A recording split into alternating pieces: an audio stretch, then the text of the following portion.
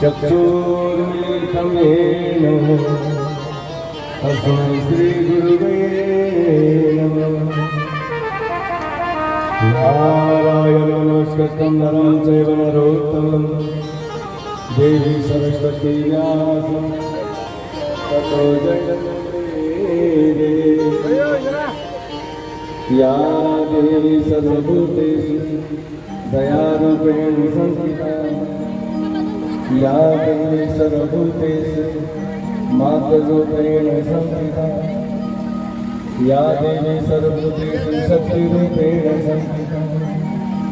नमस्तस्यै नमस्तस्यै नमस्तस्यै नमो नमः।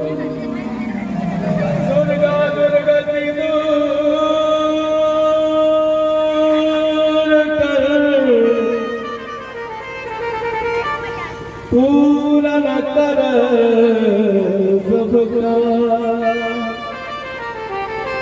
मन मंदिर विराजिरो सदा करुणिया। श्री गणेश जी महाराज की जय। गोपाल कृष्ण भगवान की जय। श्रीमद्भागवत महापुराण की जय। दुर्गा मैया की जय। राम के सभी देवी देवताओं की जय। नमन गौरा पार्वती हर हर महादेव।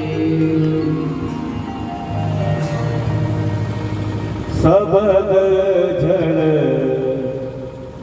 लाग्यो रे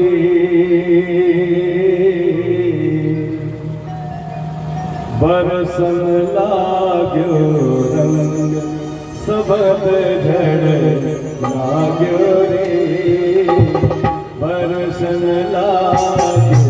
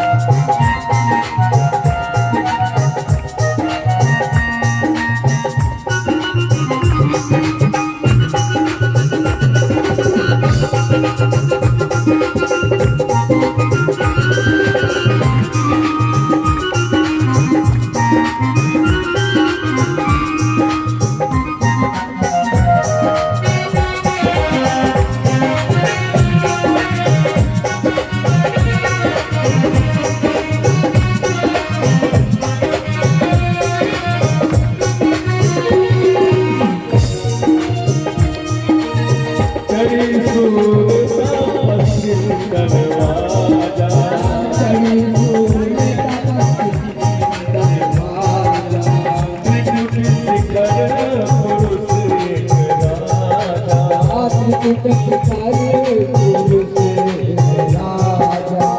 अनहद नाद मधुर यहाँ गूंजत, अनहद नाद मधुर यहाँ गूंजत,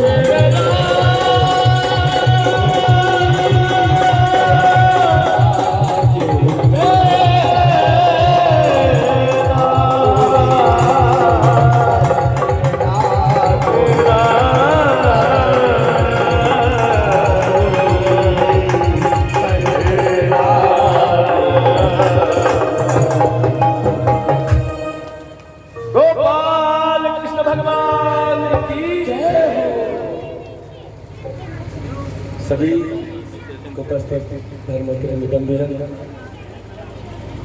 माता गोपाल गोपाल दूर दूर से चलकर आए सभी अतिथि मेहमानगण जिन्होंने भगवान की कथा को सम्मान दिया, वे सभी भगवान की असीम कृपा को पाते हैं। समस्त भक्तजनों के लिए शुभकामनाएं व्यासपीठ से। जीवन और मरण इस चक्र का पालन हम सबको करना पड़ता है। जीवन मृत्यु के चक्र के बीच में ही हमारा जीवन का जो समय है, ये दो बातों को हमको चाहो या न चाहो इसको हमको स्वीकार करना पड़ता है। और इस दौर से कभी न कभी हर किसी को हमको गुजरना पड़ता है। परमात्मा समस्त जीवात्माओं को शांति प्रदान करे, अपने चरणों में स्थान दे, सदगति दे। समस्त पुत्र आत्माओं के लिए शुभकामनाएं।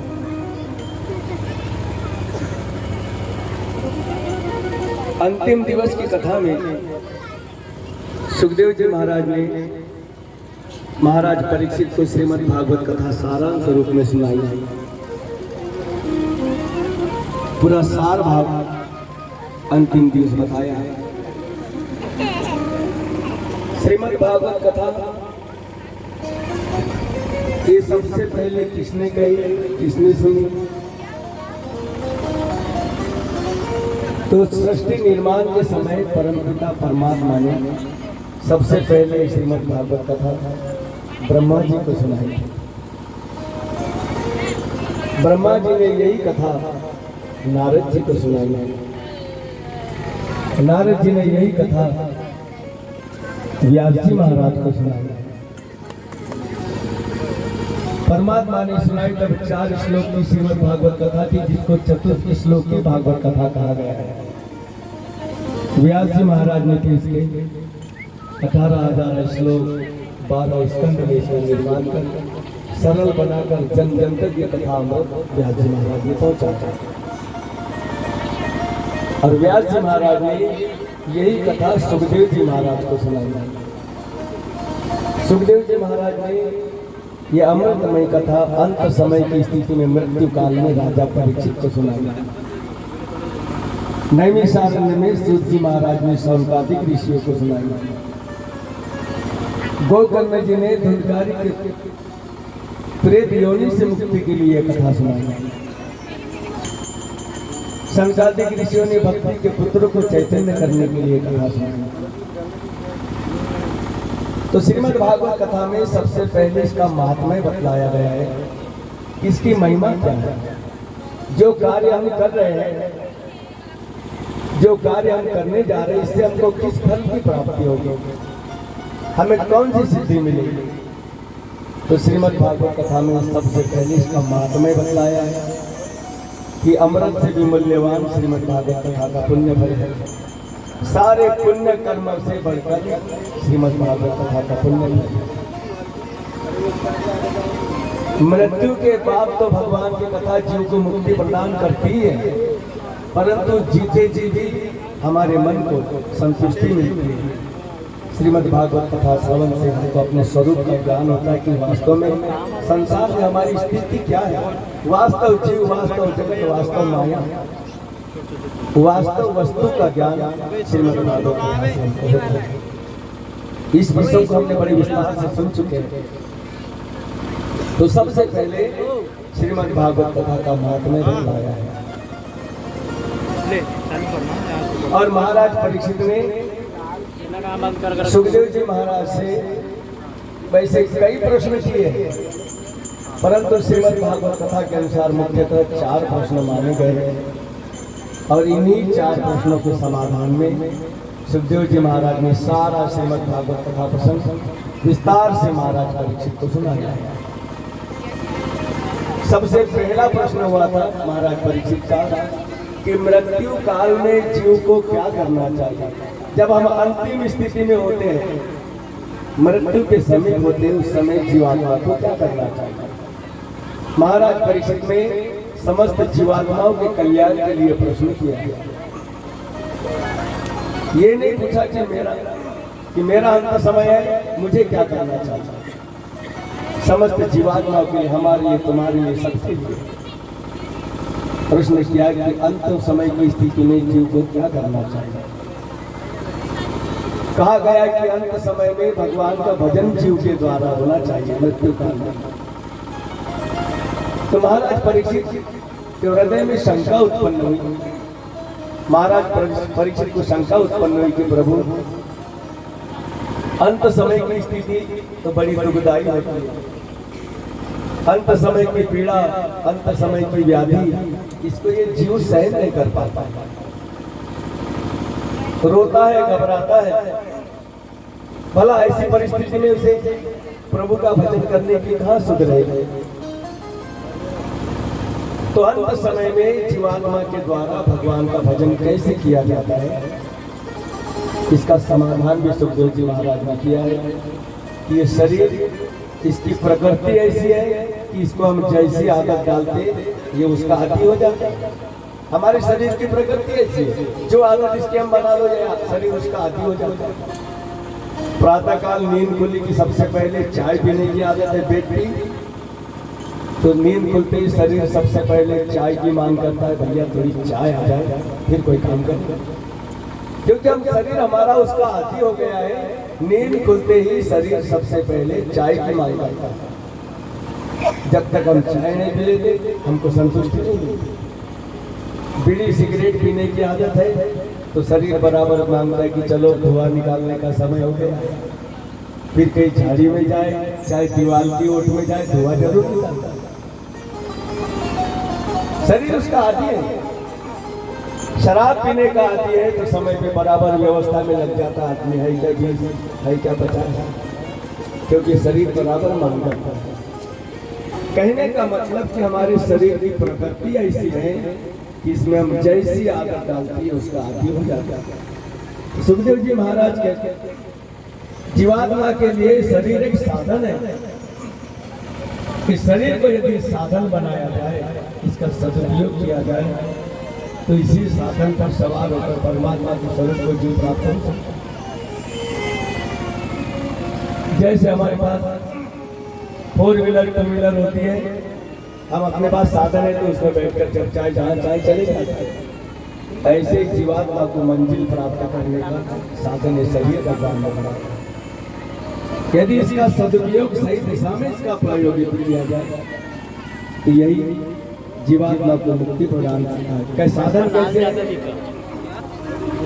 सुखदेव जी महाराज कहते हैं कि शरीर को प्रारंभ से ही ऐसी आदत डाले, इसकी तो प्रकृति जैसी आदत डाले उसमें आदत लग जाता है। तो इसमें भजन, प्रभु के भजन की आदत सतत अंतर्गत में प्रभु का भजन होता है। धीरे धीरे अभ्यास करते रहो। अरे बुढ़ापे में नहीं, हम सोचते कि अभी तो जवानी का समय, कमाई धमाई का समय, अभी ये फालतू काम कौन करेंगे, बुढ़ापे में तो माला घुमाना है, बुढ़ापे में उतने काम करेंगे। परंतु सज्जनों, बुढ़ापे में भजन नहीं होता, बुढ़ापे में भजन हो जाता है, सबको टेंशन हो जाता है, ये बुढ़ा बुढ़ी नहीं बने, आज ही सबको परेशानी होने लग जाता है। भजन तो प्रारंभ से ही होता है। प्रारंभ से इस शरीर को ऐसा अभ्यास डालना कि सतत प्रभु नाम का भजन होता है। इसके लिए ढोलक मंजीरा लेके बैठने की आवश्यकता नहीं है। ये मकान में, खेत में, खलिहान में, दुकान में, हर जगह होता है। अपने संसार के कार्य भी होते हैं, साथ ही भगवान का भजन भी होता है। ये अभ्यास करो, अभ्यास में भूल जाता है आदमी, परंतु जब याद आ जाए तभी कड़ी से कड़ी जोड़ दो। धीरे धीरे धीरे धीरे हमारा शरीर इसका आदी होने लग जाता है। एक स्थिति ऐसी बनती है कि शरीर फिर इसका आदी हो जाता है। इसमें भी खींचा जाएंगे। निरंजन माला तो अंतर्गत में सतत घूम रही है, सिर्फ हमारा ध्यान देने की आवश्यकता है।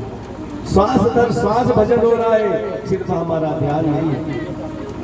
श्वास ऊपर खींचो तो सो, छोड़ दो तो हम, सो हम, ये माला सतत घूम रही है, सिर्फ हमारा ध्यान केंद्रित करने की आवश्यकता है।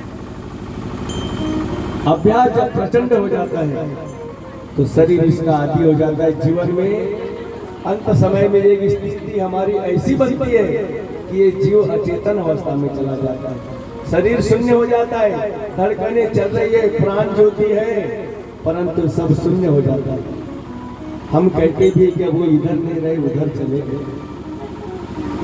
यदि बातें भी की जाए कि दादाजी हमको पहचाना, तो सब शून्य हो जाता है। जीवित धड़कनें चल रही है, परंतु फिर भी सब शून्य हो जाता है। ये अचेतन अवस्था। तो ये स्थिति में भी, इस अचेतन अवस्था में भी यदि हमने शरीर को अभ्यास दिया है, हमारा भजन प्रचंड है, तो इस स्थिति में भी शरीर के द्वारा भगवान का भजन होता है। श्वास दर श्वास भगवान का भजन। शरीर के द्वारा किया जाता है, क्योंकि हमने शरीर को इसका आदि बना दिया है, शरीर को इसकी आदत लग गई। कहा भी श्वासा की करी स्मरणी अजपा को कर जा, नीचे आवे ऊपर जावे बार बार पलटा, सोवत जागत उठत बैठत कभी न जो बिसरा, निरंजन माला घट में फिरे फिरे दिन अज पाजाब करे जो प्राणी, बिन जिह्वा बिन दान, ब्रह्म तत्व को सार है, सो हम आप यही भजन जीवात्मा का कल्याण करता है, परमात्मा के स्वरूप को प्राप्त करवाता है। भगवान ने स्वयं कहा कि अंत समय में जो मेरा स्मरण करते हैं वो मेरे स्वरूप को प्राप्त होते हैं। इस प्रसंग को हमने विस्तार से सुना है, संक्षेप में आज बताया है। ये पहले प्रश्न का समाधान सुखदेव जी महाराज ने किया कि अंत समय में जीवात्मा के द्वारा भगवान का भजन कैसे किया जाए। दूसरा प्रश्न, ये सृष्टि की उत्पत्ति कैसे हुई, जगत ये संसार जो देख रहे उत्पन्न कैसे हुआ, क्या ये ऐसे ही रहेगा या इसका विनाश भी होगा? यदि भगवान इसका विनाश करते हैं तो कैसे करते हैं?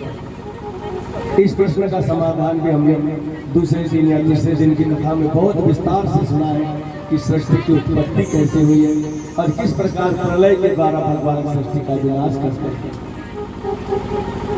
इस प्रश्न को हमने विस्तार से सुना है दूसरे दिन तीसरे दिन की कथा के माध्यम से। तीसरा प्रश्न हुआ है कि भगवान के कौन कौन से अवतार हुए हैं और भगवान कृष्ण का जीवन चरित्र मुझे विस्तार से सुनाइए। तीसरा प्रश्न ये किया है महाराज, तो विविध अवतारों का वर्णन हम सतत कथा के माध्यम से सुनते आ रहे हैं। किस कारण भगवान को अवतार धारण करना पड़ा, किस प्रकार भगवान ने दुष्ट दैत्य का वध किया और हर लीला के पीछे भगवान का क्या उद्देश्य है। भगवान की जन्म की कथा, बाल लीला आदि सारी लीलाओं का हमने वर्णन किया। मथुरा लीला, द्वारका लीला, भगवान के विवाह की कथा, भक्त और भगवान की कथा के अंतर्गत सुदामा जी की कथा, सबरी जी की कथा, नाम की महिमा, केवल नाम स्मरण से जीव को भगवत प्राप्ति की। ये सारे कथा प्रसंग हमने विस्तार से कथा के माध्यम से प्रतिदिन क्रमानुसार श्रवण करते आए हैं। अंतिम प्रश्न महाराज परीक्षित का हुआ था कि ये मोक्ष क्या है और ये मोक्ष किसको प्राप्त होता है। इस प्रश्न का भी समाधान हमने कल कथा के माध्यम से सुना है कि मोक्ष किसे कहते हैं और मोक्ष किसे प्राप्त होता है। जीवात्मा और परमात्मा जहाँ दोनों एक हो जाते हैं, इसी स्थिति को मोक्ष कहा गया है।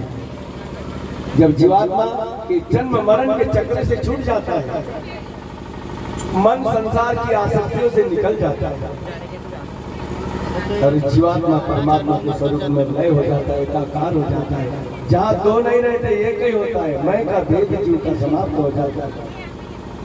इसी स्थिति को मोक्ष कहा गया है। जन्म मरण के बंधन से मुक्त होकर जीव परमात्मा के स्वरूप में लय हो जाता है। और ये किसको प्राप्त होता है? जिसका मन संसार से निकलता है। किसी भी प्रकार की मुक्ति को प्राप्त करने के लिए इस मन को संसार से निकालना पड़ता है। इस प्रश्न का भी समाधान हमने कल की कथा प्रसंग में श्रवण किया है। चूंकि समय की बहुत अधिकता है, ज्यादा समय हो गया है, समय परिस्थिति मौसम आदि को देखते हम बहुत ज्यादा विस्तार न करते हुए संक्षेप से धीरे धीरे कथा को पूर्णता की ओर लेकर चलेंगे, ताकि सभी अतिथि मेहमान जो दूर दूर से आए अपने गंतव्य पर सुरक्षित पहुंच सके, किसी प्रकार का कोई विघ्न न हो। इसलिए हम संक्षेप में कथा को पूर्णता की ओर ले चलेंगे। सातों दिन की कथा सुनाई। महाराज परीक्षित ने सुखदेव जी महाराज को विदा किया। 7वें दिन तक्षक अपना श्राप करने पूरा निकला कि आज राजा परीक्षित को ध्वंस करना है। तक्षक चले जा रहे तो बीच में धन्वंतरी जी मिले। तक्षक ने धन्वंतरी जी से पूछा कि महाराज आप कहाँ जा रहे हैं? धन्वंतरी जी कहने लगे जा तुम जा रहे भाई हम जा रहे हैं। तुम राजा परीक्षित को मृत्यु देने जा रहे हैं, हम राजा परीक्षित को जीवन देने जा रहे हैं। तक्षक कहने लगा महाराज मेरे विष के तीक्ष्ण प्रभाव से आज तक कोई जीवित नहीं बच सकता, कैसे बचाओगे महाराज परीक्षित को? धन्वंतरी जी कहने लगे मुझे मेरी औषधि पर पूर्ण विश्वास है, मुझे विश्वास है कि मैं महाराज परीक्षित को बचा लूंगा। तक्षक कहने लगा मुझे विश्वास नहीं है, ये सामने हरा भरा वृक्ष दिख रहा है, इसको मैं विष की प्रचंड ज्वाला से सुखा देता हूँ, आप इसी वृक्ष को पुनः हरा करके दिखाता। तक्षक ने अपने विष की प्रचंड ज्वाला से हरे भरे वृक्ष को अपने विष की ज्वाला से सुखा दिया। कहते विष को पुनः हरा करके दिखाता। धन्वंतरी जी ने अपनी औषधि की 2 बूंद उस वृक्ष की जड़ में डाली, उसके ऊपर डाली। थोड़ी देर में तक्षक क्या देखता है कि नए नए कपोले नए नए अंकुर उस पेड़ में उत्पन्न हो गए। ये स्थिति देखी तो तक्षक समझ गया कि महाराज परीक्षित को बचा लेंगे, मेरा श्राप यदि अधूरा रह गया तो संजय ऋषि मुझे श्राप दे देंगे। श्राप पूरा करना तीव्र गति से गया। महाराज परीक्षित को दंशन दिया। महाराज परीक्षित अचेत होकर पड़ गए। धन्वंतरी जी कहते अपनी औषधि की 2 बूंद महाराज परीक्षित के मुख में डाल, परंतु कोई हलचल नहीं। फिर 2 बूंद डाली, परंतु फिर भी कोई हलचल। तीसरी बार औषधि डाली, परंतु महाराज परीक्षित फिर सचेत नहीं। ये देखा तो धन्वंतरी जी को बड़ा दुख हुआ कि आज मेरी औषधि असफल हो गई। आज तक मैंने असफलता का मुख नहीं देखा। ये कलंक, असफलता का कलंक लेकर मैं जीवित नहीं रहूंगा। लकड़ी की चिता बनाकर अग्नि प्रज्वलित की अग्नि में कूद जाना चाहते, अपने प्राण त्याग देना चाहते। उसी क्षण भगवान प्रकट होकर धन्वंतरी जी का हाथ पकड़ लिया। कहते महाराज क्या करते हो, क्यों प्राण त्याग रहे हो? धन्वंतरी जी कहने लगे कि आज तक मेरी औषधि असफल नहीं प्रभु, आज मैंने असफलता का कलंक मुझे लगा, मैं महाराज परीक्षित को जीवित नहीं कर पाया, मेरी औषधि असफल हो गई। भगवान कहते धन्वंतरी जी कौन कहता है तुम्हारी औषधि असफल है? तुम्हारी औषधि सच्ची है। तक्षक ने उसका कार्य किया, तुमने अपना कार्य किया। मैंने कर्म मनुष्य के हाथ में दिया है, उसका फल क्या दिया है मेरे हाथ में। और तुम्हारी औषधि भीतर गई ही नहीं, तुम्हारी औषधि ये मेरे हाथ में। अपनी मुट्ठी खोल कर दिखाई तो औषधि देगी धन्वंतरी जी। कहने लगे आप क्यों राजा परीक्षित को बचाना चाहते?